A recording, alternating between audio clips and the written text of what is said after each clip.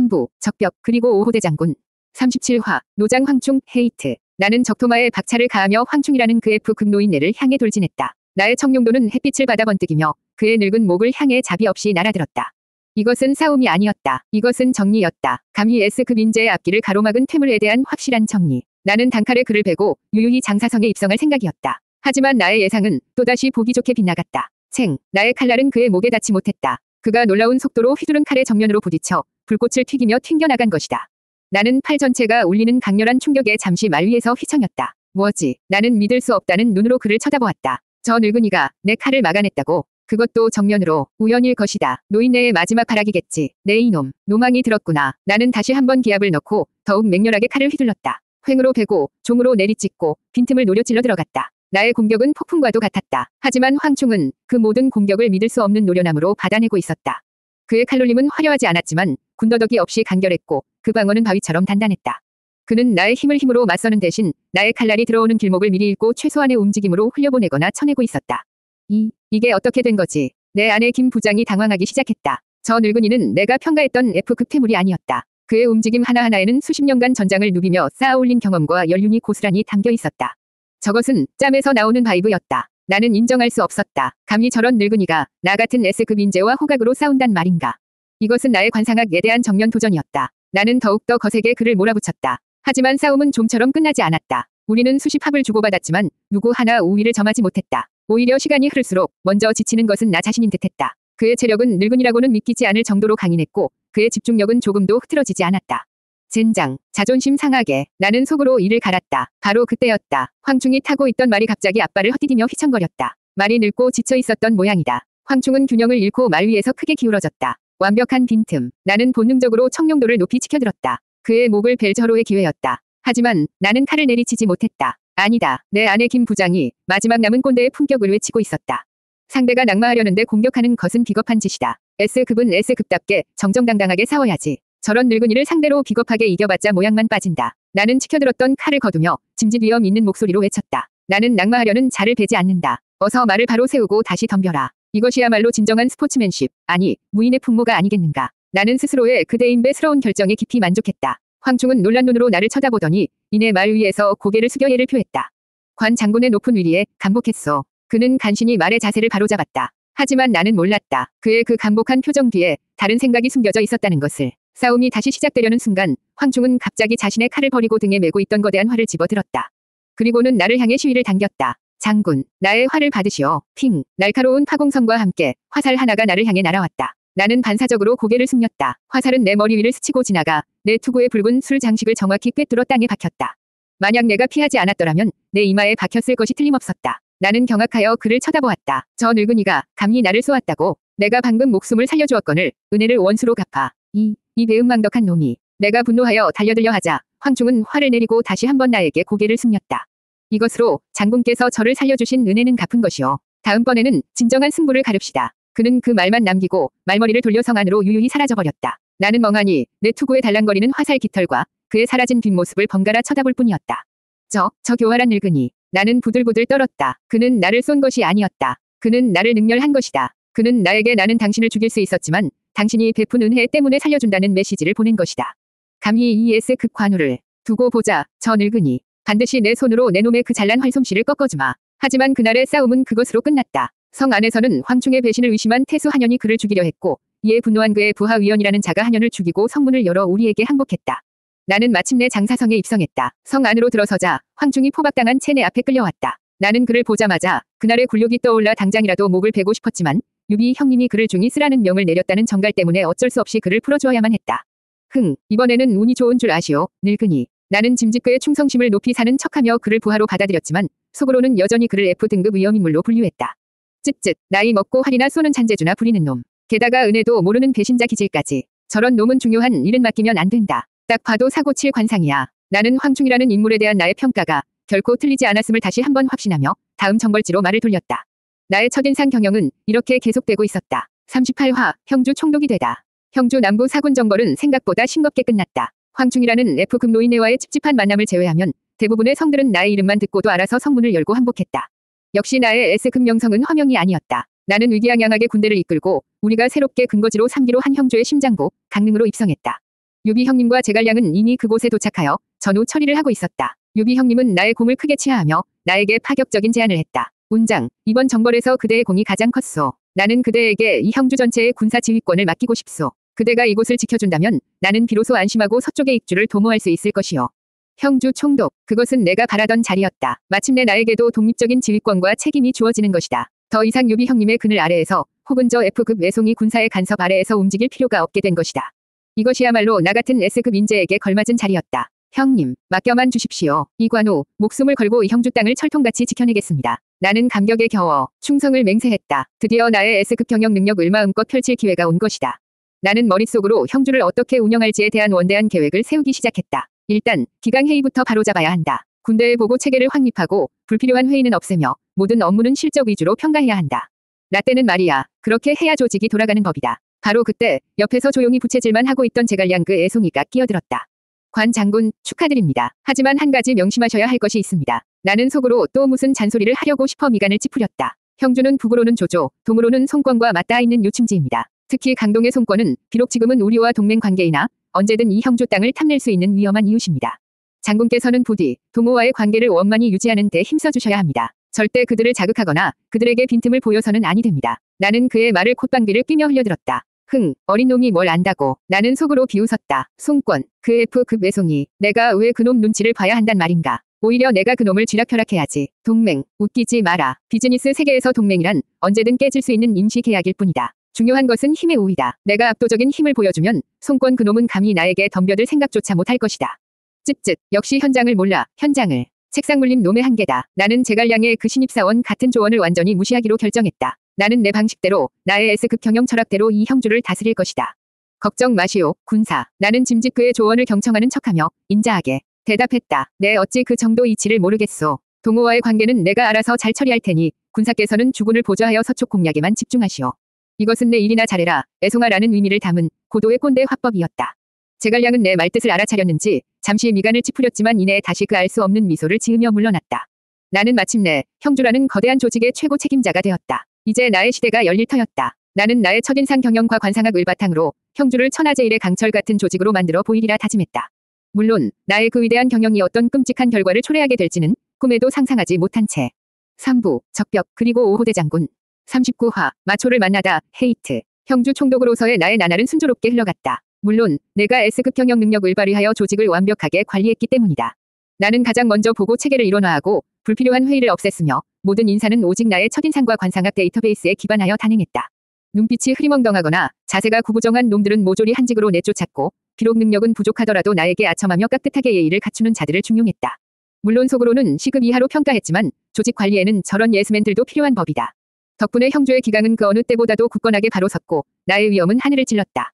그러던 어느 날 서쪽에서 뜻밖의 소식이 들려왔다. 서량의 군벌이었던 마초라는 자가 조조에게 패하고 갈 곳을 잃어 유비 형님에게 귀순했다는 것이다. 마초, 나는 그 이름을 듣는 순간 미간을 찌푸렸다. 금마초, 금마초라 불리며 천하의 용맹을 떨쳤다는 서량의 젊은 맹장. 하지만 내 머릿속에 김 부장 데이터베이스는 그에게 위험 인물 경고 딱지를 붙이고 있었다. 마초, 아버지 마등과 함께 조조에게 반란을 일으켰다가 실패한 놈 아니던가. 아무리 조조가 F급 간웅이라지만 그래도 일단은 황제를 모시는 승상이었다. 그런 자에게 칼을 겨누고 반란을 일으켰다는 것 자체가 이미 근본 없는 행위였다. 게다가 아버지를 죽음으로 몰아넣고 자신의 세력마저 잃은 패배자. 딱 봐도 충성심이라고는 눈곱만큼도 없고 상황이 불리해지면 언제든 다시 배신할 방골 의상이었다. 나는 즉시 성도에 있는 유비 형님에게 서신을 보냈다. 형님, 마초는 결코 믿을 수 없는 인물입니다. 그의 관상은 흉악하고 그의 행적은 불중합니다. 당장 내치시는 것이 화근을 없애는 길일 것입니다. 나의 그 충심 어린 조언에 유비 형님은 답신을 보내왔다. 내용은 예상대로였다. 운장 아우의 염려는 알겠으나 갈 곳 없는 영웅을 내치는 것은 인의에 어긋나는 일이오. 내가 그의 진심을 보듬어 안는다면 그는 분명 우리의 큰 힘이 되어줄 것이오. 나는 답신을 읽고 혀를 찼다. 쯧쯧, 저 D급 양반, 또 시작이군. 사람 보는 눈하고는 저러니 평생 사기나 당하고 다니지. 방골의 상은 절대 변하지 않는 법인데 언젠가 저놈 마초 때문에 피눈물을 흘릴 날이 올 것이다. 나는 마초라는 인물에게 2등급 위험 분자라는 최종 판정을 내리고 그를 경계 대상 1호로 지정했다. 얼마 지나지 않아 유비 형님이 한종 땅을 공략하기 위해 대군을 일으켰다는 소식이 들려왔다. 그리고 그 선봉에는 놀랍게도 마초가 있었다. 나는 그 소식을 듣고 기가 막혔다. 아니, 저 D급 양반이 제정신인가. 검증되지도 않은 위험 분자를 최선봉에 세우다니. 저러다 저놈이 싸우는 도중에 뒤통수라도 치면 어쩌려고. 인사 관리가 엉망진창이다. 다행히 마초는 예상외에 활약을 펼쳤고 그의 용맹 덕분에 유비 형님은 마침내 조조군을 격파하고 한중 땅을 차지하는 데 성공했다. 그 소식은 천하를 뒤흔들었다. 유비 형님의 위세는 하늘을 찔렀고 그는 마침내 한중왕의 자리에 오르게 되었다. 나는 그 소식을 듣고도 조금도 기쁘지 않았다. 아니, 오히려 불쾌했다. 유비 형님이 왕이 된 것은 당연한 일이었다. 나 같은 S급 인재를 부하로 두고 있는데 그 정도 성공은 거두어야 마땅하지. 하지만 그 과정에서 내가 그토록 격렬했던 마초놈이 큰 공을 세웠다는 사실이 나의 심기를 건드렸다. 운이 좋았을 뿐이야. 진짜 실력은 싸움 몇 번으로 증명되는 게 아니지. 나는 애써 그의 공을 폄하하며 나의 선견지명이 틀리지 않았음을 스스로에게 되뇌었다. 저놈은 언젠가 반드시 사고를 칠 것이다. 그때가 되면 모두가 나의 보는 눈이 옳았음을 알게 되겠지. 나는 조만간 성도로 가서 한중왕이 된 유비 형님에게 축하 인사를 건네야 했다. 그리고 그 자리에서 분명 마초 그 2등급 반골놈과 마주치게 될 터였다. 나는 벌써부터 불쾌감의 인상이 찌푸려지는 것을 느끼며 그놈을 어떻게 다루어야 할지 고민하기 시작했다. 일단 첫인상부터 확실하게 기를 죽여놔야겠다. 감히 S급 앞에서 40화 5호대 장군 임명 상 성도로 향하는 길은 나의 예상보다 훨씬 더 화려하고 소란스러웠다. 유비 형님이 한중왕이 되었다는 소식에 온 총나라 땅이 축제 분위기에 휩싸여 있었다. 길가에는 형형색색의 깃발이 나부꼈고 백성들은 길가에 나와 춤을 추며 새로운 왕의 탄생을 축복했다. 나는 그 광경을 보며 묘한 감정에 휩싸였다. 한편으로는 내가 모시는 주군이 마침내 왕위에 올랐다는 사실에 뿌듯함을 느꼈다. 이것은 곧 나의 성공이기도 했으니까. 하지만 다른 한편으로는 저 모든 영광의 중심에 내가 없다는 사실에 대한 불만이 스멀스멀 피어올랐다. 내가 형주를 굳건히 지키지 않았다면 형님이 어찌 안심하고 한중을 칠 수 있었겠는가. 결국 이 모든 성공의 1등 공신은 바로 나, 관우인데 사람들은 그것을 너무 모르는군. 나는 씁쓸함을 애써 감추며 성도의 웅장한 성문 안으로 들어섰다. 궁궐은 새로 단장하여 제법 왕궁다운 위엄을 갖추고 있었다. 유비 형님은 옥좌에 앉아 나를 맞이했다. 그의 모습은 예전의 그 떠돌이 시절과는 비교도 할 수 없을 정도로 당당하고 위엄이 넘쳐 흘렀다. 하지만 내 눈에는 여전히 어딘가 모르게 어설프고 불안해 보이는 D급 리더일 뿐이었다. 오, 운장아어, 먼 길 오느라 고생 많았네. 그는 옥좌에서 내려와 예전처럼 나의 손을 잡고 반가워했다. 나는 예를 갖춰 축하 인사를 건넸지만 속으로는 다른 생각을 하고 있었다. 이제 왕이 되었으니 슬슬 농공 행상을 할 때가 되었군. 당연히 나에게 가장 큰 상이 내려지겠지. 최소한 부왕이나 대장군 정도는 되어야 내 격에 맞지 않겠는가. 나는 김 부장 시절 연말 인사고과 발표를 기다리는 심정으로 그의 입이 열리기를 기다렸다. 유비 형님은 나의 공을 한껏 치하하고는 마침내 본론을 꺼냈다. 내가 왕위에 오를 수 있었던 것은 모두 아우들과 여러 장수들의 덕분이요. 나는 이에 나라를 위해 큰 공을 세운 5명의 장군을 뽑아 5호대 장군으로 임명하여 그 공을 천하에 알리고자 하오. 5호대 장군, 5마리 호랑이. 나는 미간을 찌푸렸다. 이름 한번 유치하군. 하지만 뭐 나쁘지 않았다. 5명이라면 아마도 나를 필두로 장비, 존, 그리고 나머지 2자리는 글쎄 마땅한 인물이 떠오르지 않았다. 어차피 나머지 넷은 내 미칠 테니 크게 신경 쓸 필요는 없었다. 나는 당연히 내가 그 첫 번째 자리에 호명될 것이라 예상하며 짐짓겸허한 표정으로 유비 형님의 다음 말을 기다렸다. 그 첫 번째는 바로 유비 형님이 나를 바라보며 미소를 지었다. 나의 의제이자 천하제일의 용장, 관우, 운장이여. 나는 속으로 당연하지라고 생각하며 수염을 쓰다듬었다. 역시 형님은 사람 보는 눈이 아주 없지는 않았다. S급 인재를 첫 번째로 알아보는군. 두 번째는 나의 또 다른 의제이자 만인지적, 장비, 입덕이요. F급 놈이 웬일로 두 번째람. 형제니까 봐주지. 세 번째는 백전백승의 명장, 좋은 자룡이요. B급 따까리가 세 번째. 형님이 총애하는 놈이니 그러려니 하자. 네 번째는 서량의 금마초, 맹기요. 뭐라고, 마초, 저희 등급 반골 놈이 네 번째라고. 나는 내 귀를 의심했다. 저놈이 세운 공이라고는 고작 한중 전투에서 운 좋게 활약한 것뿐인데 벌써부터 저놈을 나와 같은 반열에 올려놓는단 말인가. 유비 형님, 정말 인사를 저따위로. 나는 끓어오르는 불만을 간신히 억눌렀다. 아직 마지막 한 자리가 남아있었다. 설마 나보다 더 심한 인사는 없겠지. 그리고 마지막 5번째는 유비 형님이 잠시 뜸을 들였다. 그의 얼굴에 나를 향한 미안함과 걱정이 뒤섞인 미묘한 표정이 스쳐 지나갔다. 나는 불길한 예감에 휩싸였다. 노익장을 과시하여 정군산에서 하우연을 뵌 황충, 한승이요. 황충, 나는 그 이름을 듣는 순간 내 머릿속에 무언가가 뚝 하고 끊어지는 것을 느꼈다. 3부, 적벽, 그리고 5호대 장군. 41화, 5호대 장군 임명, 분노. 황충, 그 이름이 유비 형님의 입에서 나오는 순간 내 머릿속의 모든 것이 하얗게 변했다. 귀가 멍멍해지고 눈앞이 아찔해졌다. 내가 지금 헛것을 들은 것인가. 황충, 그 장사성에서 나에게 화를 쏘았던 그 F급 늙은이. 그놈이 나와 동급이라고. 5호대 장군, 나는 내 귀를 의심하며 유비 형님을 쳐다보았다. 그의 얼굴에는 미안함과 걱정이 뒤섞인 마치 사고친 아들을 바라보는 듯한 표정이 떠올라 있었다. 그는 알고 있었다. 이 인사가 얼마나 말도 안 되는 것인지를. 하지만 그는 이미 결정을 내린 뒤였다. 내 아내 김 부장이 마침내 폭발했다. 이게 대체 무슨 인사 발령이야. 온몸에 피가 역류하는 듯한 격렬한 분노가 치밀어 올랐다. S급 인재인 나를, 조조마저도 극진히 대우했던 나를, 고작 저런 F급 퇴물 늙은이와 2급 반골놈 마초, 그리고 B급 따까리, 좋은와 같은 급으로 묶어버리다니. 이것은 단순한 모욕이 아니었다. 이것은 나의 커리어에 대한 심각한 훼손이자 나의 S급 가치에 대한 정면 부정이었다. 유비 저 D급 리더놈. 내가 처음부터 알아봤어야 했는데 저놈은 리더의 자격이 없다. 사람 보는 눈도 없고 조직 관리 능력도 제로다. 이니 타령만 하면서 인기 관리나 할 줄 알았지. 정작 중요한 인사평가는 이따위로 엉망진창으로 해놓다니. 저러니 회사가, 아니 나라가 제대로 돌아갈 리가 있나. 나 때는 말이야. 저런 식으로 인사고과 매기는 놈은 당장 인사위원회에 회부됐어. S급은 S급 대우를 해줘야 하고 F급은 F급답게 대우해야 조직의 기강이 서는 법이란 말이다. 저런 식으로 형평성 없이 인사를 해버리면 누가 열심히 일하려 하겠는가. 조직 전체의 사기가 땅에 떨어지는 소리가 들리지 않는가. 나는 당장이라도 옥좌로 뛰쳐올라가 유비 형님의 멱살을 잡고 따지고 싶었다. 하지만 나는 간신히 참았다. 나는 관우다. 나는 S급이다. S급은 감정을 함부로 드러내지 않는다. 분노할수록 더 차갑고 더 냉정하게, 하지만 더 확실하게 나의 급을 보여줘야 한다. 나는 천천히 자리에서 일어났다. 궁궐 안에 모여있던 모든 신하와 장수들의 시선이 나에게로 쏠렸다. 그들의 얼굴에는 긴장감과 함께 과연 관우 장군이 어떤 반응을 보일까 하는 호기심이 가득했다.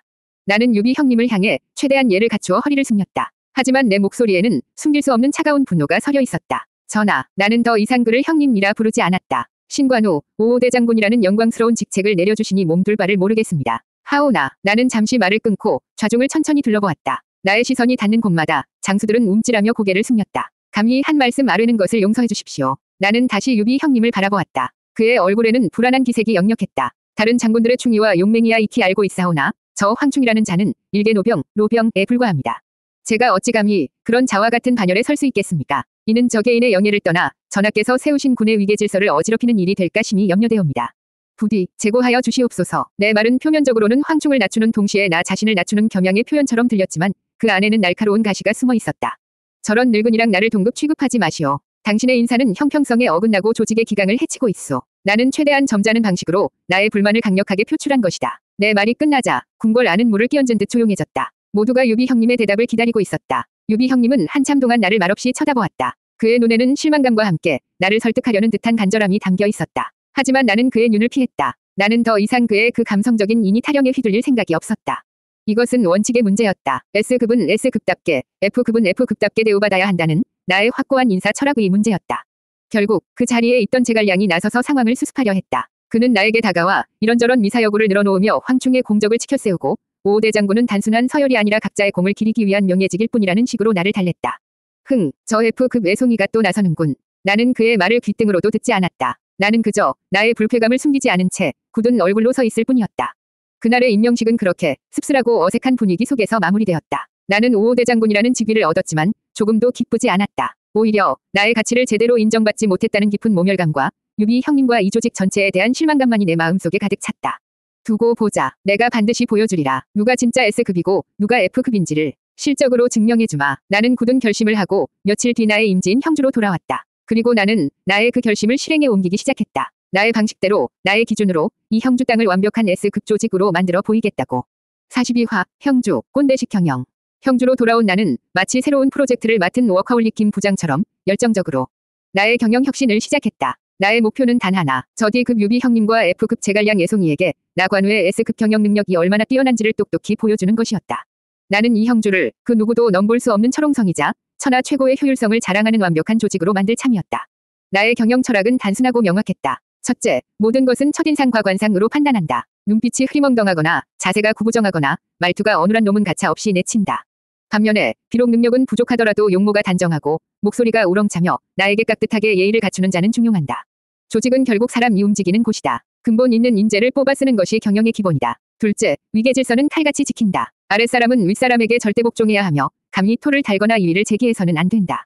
보고는 언제나 정해진 절차에 따라 빠르고 간결하게 이루어져야 한다. 불필요한 회의나 토론은 시간 낭비일 뿐이다. 리더의 결정에 묵묵히 따르는 것이 조직원의 미덕이다. 나 때는 말이야. 그런 건 기본 중의 기본이었다. 셋째, 실적보다는 태도가 중요하다. 아무리 뛰어난 능력을 가졌더라도 조직의 화합을 해치거나 의 권위에 도전하는 자는 용납할 수 없다.